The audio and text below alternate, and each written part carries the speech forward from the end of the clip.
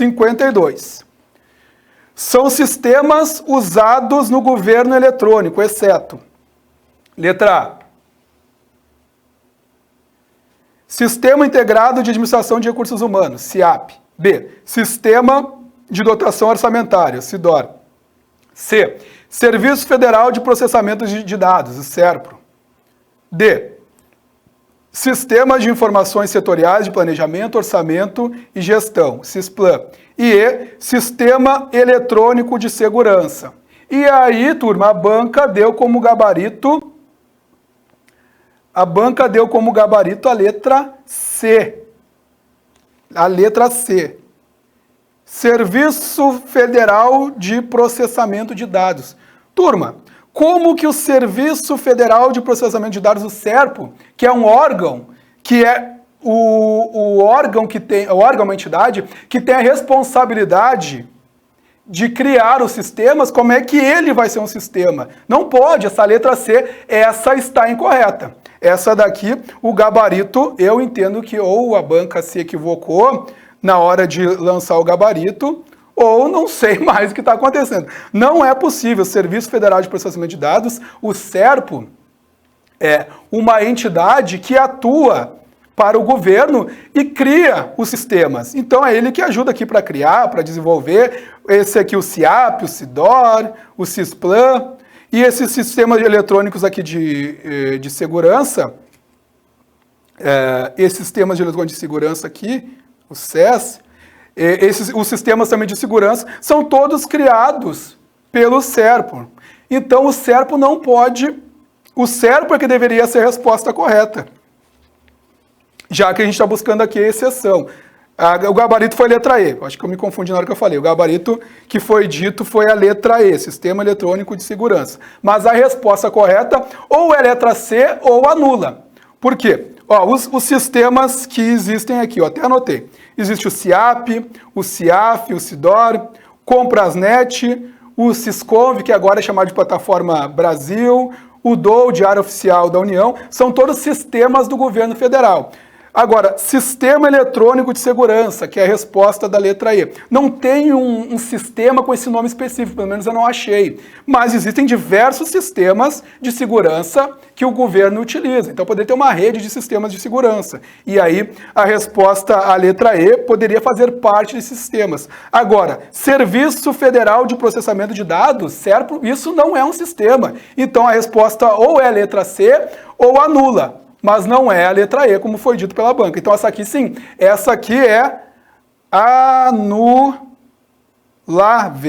Essa aqui é anulável. Essa aqui eu tenho convicção de que a banca vai anular. Mas lembrando uma coisa importantíssima para recurso. Não pode copiar e colar recurso. Cada um faz o seu recurso com as suas palavras, com base no que eu disse aqui. E segundo, quanto mais recursos, melhor. Nesse caso, turma, em termos de recursos para bancas que recebem por questão, que é o caso da Fundatec, quanto mais, melhor. Porque a banca pensa assim, bom, tem 15 mil candidatos, só 3 entraram com recurso, de 15 mil pessoas.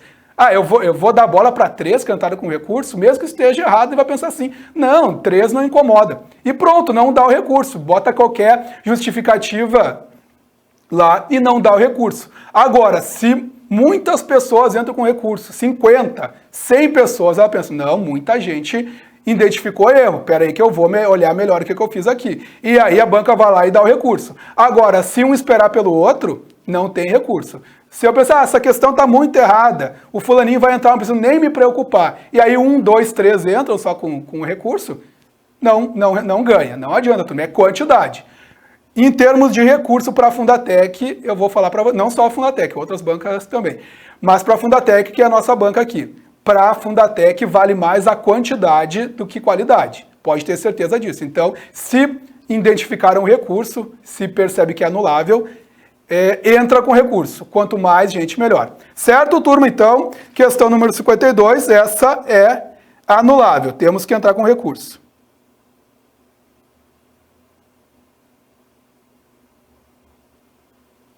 E agora estou lendo no chat aqui, isso, foi a E. O gabarito foi a letra E e o correto seria a C, como eu expliquei aqui agora. Exatamente, não existe CES, pode ter uma rede, né, que trata de sistemas de segurança, mas um sistema específico com esse nome não tem. Existe ali aqueles que eu falei. É isso aí, a ajuda aqui do João Pedro. É um reforço do João Pedro para nós. Beleza. Vamos agora para a questão número 53. Bora mandar recurso na 52. Isso aí, Lucas. É isso aí.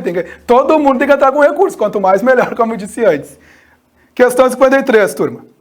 O ciclo orçamentário é um processo que flexibiliza avaliar as ações nos aspectos físico e financeiro. Em relação às etapas que o compõem, analise V se verdadeiras ou F se falsas. A primeira aqui, ó. Elaboração da proposta orçamentária, apreciação legislativa, discussão, votação e aprovação da LOA, execução e acompanhamento e controle e avaliação da execução orçamentária. Turma, a banca aqui, isso aqui não está incorreto, mas está muito mal formulado. O uso das vírgulas aqui é feito de uma maneira amadora, as conjunções aditivas aqui, o E, é colocado de qualquer jeito. A banca aqui parece que estava com muita pressa quando montou aqui essas alternativas aqui, essas afirmações. Então veja, mas turma, se a gente lembrar da nossa aula, a gente vai lembrar que existe o ciclo orçamentário ampliado e o ciclo orçamentário reduzido, ou restrito, que trata especificamente da LOA. A questão aqui cobrou desse ciclo orçamentário reduzido, que é composto por 4 fases, que eu tinha falado em aula, vou retomar aqui, ó, que é a elaboração e plano da proposta, pode ser elaboração da proposta orçamentária, depois discussão, estudo e aprovação da LOA. Então, a gente pode até aqui ir separando, ó. Isso aqui é a primeira parte, ó. Apreciação legislativa, discussão, votação e aprovação da LOA, lá pelo Poder Legislativo. Deixa eu marcar aqui. Depois, tem a terceira parte, ó. Que é de execução orçamentária, que a banca escreveu aqui. Execução e acompanhamento. Ó, execução e acompanhamento. É o que é a terceira parte, que não tem um ponto em vírgula, nada para a gente entender que isso aqui seria a terceira parte. Poderia até ter botado por itens aqui a banca, se estivesse com mais boa vontade. E por último, turma, tem aqui, ó, e controle e avaliação da execução orçamentária, que é a quarta parte. Então, está correto isso. Embora muito mal redigido, isso aqui está correto. E se não for algo tão mal redigido, a banca acaba entendendo que ela está correta e tudo mais. Turma, é possível estar com recurso nessa questão? É possível. É fácil de ganhar? Não, é difícil de ganhar. A gente tem que criar aqui uma forma de expressar, de escrever aqui, que deixe bem claro que ficou mal formulado, de difícil entender. Na minha concepção, está difícil de entender que tem 4 fases descritas aqui. E se a gente entender que tem 5 ou 6 fases, aí vai contra o conceito do ciclo orçamentário, porque o ciclo orçamentário, esse reduzido, é composto de 4 fases. Então, se vocês conseguirem escrever um recurso dizendo que aqui tem 5 ou 6 fases, que não está fácil de entender, que ficou muito complicado o entendimento, aí é possível colocar o recurso. Então, turma, aqui está verdadeiro, embora essa confusão toda por causa da redação. Ó, turma, mas seguindo, ó, construção de agenda, formulação da política, processo decisório, implementação e avaliação. Isso aqui são fases da implementação de políticas públicas, que é um outro assunto. Então, é falso. Isso aqui não tem a ver com ciclo orçamentário. E por último, planejamento, plan, execução do controle e acompanhamento, check plan, e ações de maioria, action. Isso aqui é o conceito de PDCA. PDCA é uma coisa, ciclo orçamentário é outro. Então, também falso, turma. A ordem correta de preenchimento dos parênteses, de cima para baixo, é a letra D, né, turma? Verdadeiro, falso, falso. Quem errou essa questão tem a possibilidade de entrar com recurso, porque o primeiro item, de fato, foi mal elaborado, então poderia ser a letra E, tudo falso. Mas aí, né, é difícil. Eu confesso para vocês que é difícil da banca aceitar que fez muito mal ali redigiu muito mal o primeiro item. Certo, turma? Então vamos para a próxima. Ah, tá. O João Pedro. Ó. O sistema de políticas públicas e o PDCA, pelo que pesquisei, podem ser usados para a organização do ciclo orçamentário. Vi uns artigos da ENAP que confirmam isso e alguns de outras fontes. Sim, é interessante isso que o João Pedro está trazendo. São ferramentas que podem auxiliar quando a gente elabora o ciclo orçamentário, quando pensa no ciclo orçamentário. Mas a gente falar que isso é o ciclo orçamentário, ó, a gente confirmar que isso é o próprio ciclo orçamentário, não estaria correto. Então, são ferramentas que podem ser utilizadas para ajudar em tudo, no ciclo orçamentário, na minha empresa, na minha vida pessoal. Então, são ferramentas que ajudariam em tudo. Então, ele é muito genérico. Então, nessa ideia de ser algo muito genérico, relacionar com o ciclo orçamentário é que fica mais difícil. Fica mais difícil. A tentativa, turma, né, de entrar com recurso com esse argumento é válida. Pode sim, pode até citar os artigos ali da ENAP. Mas, mais uma vez, eu digo, é difícil, porque a banca assumir, né, que aceitar, acatar, né, como eu falei antes, é complicado. Mas nada impede de tentar. Assim, né, como a construção... e a outra do meio aqui, construção da agenda pública, construção de agenda, isso aí tem muito a ver com políticas públicas. Então, é complicado. Quem perde, quem ganha se as questões forem anuladas, perco pontos caso tenha acertado. Não, turma, assim, quando a questão é anulada, todos ganham os pontos daquela questão. Então, se ela é anulada, vai para todo mundo. Então, a gente nunca perde com questão anulada. Se já acertou, continua com a mesma nota, e se errou, a nota aumenta. Então, não tem problema nenhum da questão ser anulada, né, tanto para quem acertou é pior, porque daí os outros podem alcançar, mas para quem errou não tem problema nenhum da questão ser anulada, porque esses pontos são somados. Para quem acertou e for anulado, é um problema, porque tinha acertado, de todos os outros acertam também, não é legal. Professor, no ciclo simplificado, não especifica que a aprovação é da LOA em si. Fala em orçamento. O orçamento, a LOA é orçamento propriamente dito, então dá para fazer também essa comparação. Ok, turma? Então vamos seguindo aqui. Questão número 54. A respeito da Lei de Responsabilidade Fiscal, a Lei Complementar número 101 do ano 2000, é correto afirmar que dispõe sobre princípios, regras e instrumentos para o aumento da eficiência da administração pública, especialmente por meio da desburocratização, da inovação, da transformação digital e da participação do cidadão. Essa aqui é uma lei recente, a Lei 14.129 de 2021, que tem essa ideia de trazer desburocratização, inovação, vai ao encontro do gerencialismo. Então não é o que a gente está buscando aqui. B.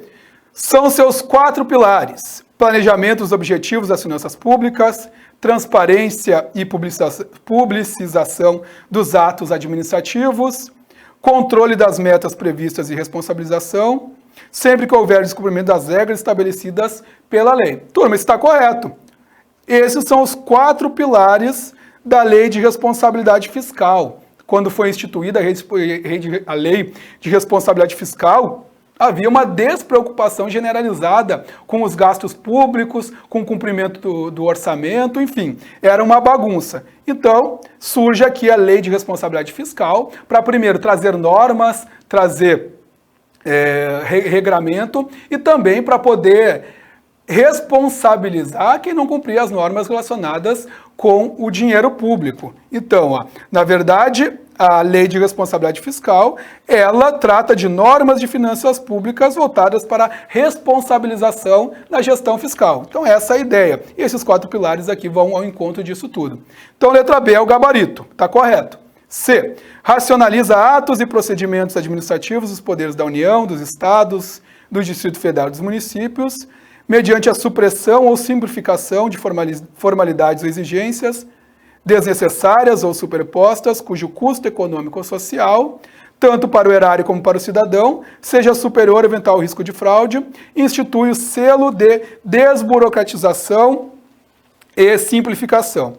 Essa aqui é a Lei 13.726 de 2018, que também tem essa mesma ideia de simplificar os atos administrativos, a atividade pública e desburocratizar também, de reduzir aqui os problemas causados pelas disfunções da burocracia. Letra D, então não é o gabarito, a gente já sabe que é B. A letra D, estatui normas gerais de direito financeiro para elaboração e controle dos orçamentos e balanços da União, dos estados e municípios e do Distrito Federal, de acordo com o disposto no artigo 5º, inciso 15, letra B, da Constituição Federal. Turma, isso aqui é a Lei 4.320 de 1964, que a gente estuda bastante para orçamento público. Não é a resposta correta, porque a gente já viu aqui que a Lei 101 ano 2000, ela trata da normas de finanças públicas e não de direito financeiro, tem diferença. E promover, independentemente de requerimentos, a divulgação em local de fácil acesso, no âmbito de suas competências, de informações de interesse coletivo ou geral por eles produzidas ou custodiadas. O que é isso aqui, turma? Isso aqui é a lei de acesso à informação, Lei 12.527 de 2011. Então, letra B aqui, essa sem possibilidade de recurso. Turma, essa aqui de jeito nenhum, é só perder tempo querer pensar em recurso nela, porque traz a literalidade aqui das leis. Questão número 55. O controle externo da administração pública quanto à fiscalização é de competência do... Letra A, Ministério da Previdência e Assistência Social, e não preciso nem continuar, nada a ver com o Ministério da Previdência e Assistência Social. B, Congresso Nacional, que é o Poder Legislativo, com auxílio do Tribunal de Contas da União e de cada poder. Ó, turma, Congresso Nacional tem essa incumbência de fiscalizar o Poder Executivo, e quem auxilia é o Tribunal de Contas. Então, ó, Congresso Nacional, que é o Poder Legislativo, com auxílio do Tribunal de Contas da União. Está correto. Perfeito a letra B. Ó. Congresso Nacional, Poder Legislativo, com auxílio do Tribunal de Contas e de cada poder. Isso aqui, quando eu li, turma, me deixou um pouquinho... me deixou um pouquinho curioso o que a banca diz com "e de cada poder". Eu entendo que é o auxílio de cada poder através do controle interno. Deve ser isso que a banca quis dizer. Então a letra B está correta. C. Poder executivo e dos órgãos administrativos, do legislativo e do judiciário. Não. O controle externo é realizado pelo poder legislativo. O poder legislativo fiscaliza o poder executivo. Letra D. Tribunal de Contas da União é o Congresso Nacional, o Poder Legislativo, com auxílio do Tribunal de Contas. Por isso está errada a D. E E. Conselho Nacional do Ministério Público. Não tem nada a ver com Conselho Nacional do Ministério Público. Gabarito letra B, turma.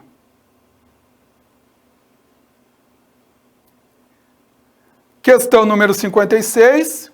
Relacione a coluna 1 à coluna 2, associando as novas tecnologias gerenciais aos seus respectivos conceitos. E aí, turma, isso aqui são questões agora relacionadas às ferramentas da qualidade, gestão da qualidade. Tranquilo essa questão aqui, a gente já vai ver em seguida. Deixa eu ver se tem alguma coisa aqui que a gente possa ver. A lei de responsabilidade fiscal não se encontra no edital de técnico, apenas no edital de analista, contador e procurador. Isso aí. Vou ter que ver, não tinha me dado conta. Vou dar uma olhadinha depois no edital, nem tinha percebido. Tem que dar uma olhada se não tiver. Às vezes fica na entrelinha, né, que está ali a lei de responsabilidade ou alguma outra. Tem que verificar. A LRF não está dentro do conteúdo para técnico. Turma, se não está dentro do conteúdo, que depois eu vou verificar, então é questão anulável, com certeza anulável. Se não aparece, é anulável. Então, mas depois eu vou olhar e passo aqui para vocês. Menos de 90 pontos, acho difícil passar. As outras matérias não sei como é que estava. 90 pontos seria no geral. Tem que analisar com os outros professores. Eu ouvi falar que a prova a parte de políticas públicas estava bem difícil, a de matemática também estava difícil. Vamos ver. Teria que... Essa informação, eu não... só vendo toda a prova e vendo com os outros professores. 90 pontos, quem sabe. Então vamos lá. Pela quantidade de candidatos também, né? Então vamos ver. Item 1, reengenharia. 2, benchmarking. 3, empowerment. 4, organização vertical. E 5, organização horizontal. Primeiro, significa redesenho dos processos nas 3 áreas principais. Custos, serviços e tempo. Turma, quando fala de redesenho de processos, quando fala de mudança radical, mudanças drásticas, tudo isso é reengenharia, turma, reengenharia. Reengenharia é o contrário de melhoria contínua. Não, aqui são mudanças drásticas, de uma hora para outra. Então, item 1. Número 1. Seguinte, minimiza o número de níveis hierárquicos, dessa forma os trabalhadores têm mais autonomia e estão mais próximos dos níveis de decisão. Turma, isso aqui é organização horizontal, sim, no mesmo nível, ó. Então, quem está mais abaixo tem condições de tomar decisões, já que a ideia aqui é de horizontalidade. Item 5 é a resposta. Seguinte, exagera na função da hierarquia, dificultando o atendimento das demandas do ambiente. Aí nós estamos diante de uma organização verticalizada, aquela ideia de pirâmide, que quem está mais abaixo tem que perguntar para quem está num topo acima, dentro de uma hierarquia, que vai perguntar para o outro, até chegar em quem pode tomar decisão. Muitas vezes, uma pessoa que não tem nem conhecimento do que acontece lá na base. Então, de fato, exagera na função da hierarquia, organização vertical, exagera na função da hierarquia e dificulta o atendimento das demandas do ambiente. Perfeito aqui, se a gente relacionar com o item 4. Seguinte, é um processo sistemático e contínuo de medidas, utilizando comparações das práticas de uma organização com a de líderes mundiais para obter melhores informações de nível de desempenho. Turma, benchmarking é comparação. Se eu analiso alguma empresa do mesmo ramo ou de outro, avaliando, analisando, verificando o que essa empresa está fazendo de melhor, para quem sabe adaptar, utilizar na minha empresa ou na minha organização, isso é benchmarking, é comparação. Olhar o concorrente, ou às vezes olhar até quem não é concorrente, mas que está atuando de maneira eficiente, eficaz e efetiva no ambiente. Então aqui, turma, letra número 2, benchmarking. E por último, significa criar equipes com poder de decisão. Empowerment, empoderar as pessoas, a poder de decisão. Item 3. Gabarito letra A. Isso aqui, turma, tranquila, né? A gente nem precisa pensar aqui em possibilidade de recurso. Agora nem precisa olhar o chat tá? Beleza. Questão número 57. A reforma administrativa do período gerencial, conforme a emenda 19 do artigo 37 da Constituição Federal, alterou para 5 os princípios a serem obedecidos pela administração pública. Quais sejam? Turma, isso aqui é o LIMP. É o LIMP, isso aqui a gente não precisa nem pensar muito. Onde é que está o LIMP? Está na letra C, publicidade, legalidade, imparcialidade, moralidade e eficiência. O último princípio a entrar aqui na Constituição foi da eficiência, letra C. Isso aqui é questão dada pela banca.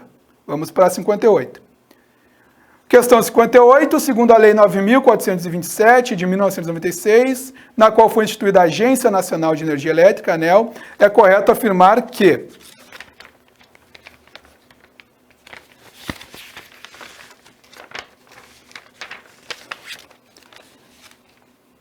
a agência reguladora é descentralizada da administração direta, tendo como finalidade fiscalizar os atos do legislativo. Não, turma, a agência reguladora, a ANEEL, ela fiscaliza No caso aqui, as concessionárias de energia elétrica. E, de modo geral, uma agência reguladora, ela vai fiscalizar algum tipo de serviço, pessoas jurídicas que trabalham em alguma atividade, por exemplo, a ANEEL Energia Elétrica. Agora, nós temos a de telecomunicações, a Anatel, que é de telecomunicações, então tem que analisar a área que está relacionada, e não aqui atos legislativos, não faz sentido algum. B. A agência reguladora é centralizada e tem como principal finalidade fiscalizar os atos administrativos do Poder Executivo. Não, quem vai fiscalizar os atos do Poder Executivo é o Poder Legislativo com auxílio do Tribunal de Contas. Não faz sentido também. C. A agência reguladora tem como finalidade fiscalizar se os repasses financeiros das obras públicas estão sendo efetivos. Não faz sentido também. D. As agências reguladoras são autarquias com a finalidade de regular a atuação do Poder Judiciário. Não tem nada a ver com o Poder Judiciário, assim como não tem nada a ver com o Poder Legislativo nem o Executivo. Letra E. A agência reguladora é uma pessoa jurídica de direito público interno, direito público interno, descentralizada da administração direta, ela é descentralizada, porque se ela fiscaliza, ela não pode estar vinculada, e tem como finalidade regular e fiscalizar a atividade de determinado setor da economia. Ótimo, perfeito. Atividade de determinado setor da economia, como, por exemplo, a ANEEL aqui que foi dada, energia elétrica. Tais como a qualidade de serviços prestados e o controle dos preços e tarifas ao consumidor. Perfeito, letra E. Então, quando a gente está com algum problema de energia elétrica em casa, falta de energia constante, liga para a CE Equatorial, não resolve. Liga para a ouvidoria, não resolve. O próximo caminho é ligar para a ANEEL. Certo, turma? Letra E, portanto, o gabarito. Questão 59. Marques 2008 destaca que determinadas ferramentas têm como principal função ser instrumentos de tomada de decisão das entidades públicas e privadas. Diante desse contexto, relacione a coluna 1 à coluna 2, associando as seguintes ferramentas às suas respectivas finalidades. Coluna 1, diagrama de Ishikawa, que é o gráfico espinha de peixe. 2, fluxograma, que desenha os fluxos de trabalho, as inter-relações, atividades. 3, gráfico de controle. E 4, diagrama de Pareto. Então aqui vamos relacionar. Isso aqui também está tranquila. Descrever os processos por etapas sequenciais de acordo com os processos estabelecidos. Turma, descrever processos aqui, ligar as atividades, é fluxograma. No fluxograma tem um desenho da inter-relação e da ligação das atividades de um determinado setor, de uma empresa, de uma indústria. Número 2, portanto. Seguinte, analisar a variabilidade dos processos com o objetivo de alcançar a qualidade. Turma, isso aqui é gráfico de controle. O gráfico de controle tem essa função de analisar a variabilidade, que são as alterações aqui dos processos. Está correto? Seguinte, ajudar na identificação das possíveis causas e problemas em um determinado processo. Esse aqui é o diagrama de Ishikawa, também chamado de gráfico espinha de peixe, ou diagrama de causas e efeitos. Numa parte do gráfico são elencadas possibilidades de causas de um problema, e numa outra parte do gráfico tem lá o problema que está sendo causado, o efeito. Então, número 1, e por último, ordenar as frequências das ocorrências da maior para a menor, com a intenção de descrever a distribuição desigual das riquezas do país. Então, esse aqui é o gráfico, aliás, é o diagrama de Pareto, número 4. O Pareto, ele tem aquela ideia dos 80/20, que 80% da renda mundial, isso é um estudo lá da década de 30, 80% da renda mundial estava em posse de apenas 20% das famílias. Então veja que aqui tem essa ideia de má distribuição ou distribuição desigual das riquezas de um país. Certo, turma? Com isso, o nosso gabarito é letra C, 2, 3, 1, 4. E por último, questão número 60, os agentes são as pessoas, para encerrar, os agentes são as pessoas que exercem alguma atividade estatal. Nesse sentido, não se classificam como agentes os políticos, está correto, turma? Então, não é o gabarito, os políticos são esses que recebem o voto. Presidente, governadores, senadores, deputados, são todos agentes políticos. São eleitos com base na democracia de um país. Os agentes administrativos são os servidores, os funcionários públicos, quem atua na área administrativa. Os agentes delegados são os agentes concessionários e permissionários, está correto também. Causíticos, já vou falar sobre eles, e a resposta correta é D. Letra E, os honoríficos, são pessoas que ajudam o governo, ajudam a sociedade prestando serviços de maneira esporádica, como, por exemplo, os mesários. Então, turma, os causídicos são advogados ou defensores de pessoas. Eles aqui não têm uma relação com a atividade estatal, eles trabalham de maneira privada, trabalham para outras pessoas através de contrato. Então, não se classificam como agentes públicos aqui na letra D. Certo, turma? Então, fizemos aqui a nossa revisão. Como já estamos com um tempo estourado e respondi a grande maioria das questões que poderiam estar com recurso, essas últimas não havia possibilidade. Então a gente encerra aqui, agradeço a companhia de vocês e não esqueçam, qualquer dúvida ou auxílio para elaboração de um recurso, com base no que a gente falou aqui na revisão, manda um e-mail para mim, sergioelisandro@hotmail.com. Certo, turma? Mais uma vez, muito obrigado, boa sorte e até uma próxima.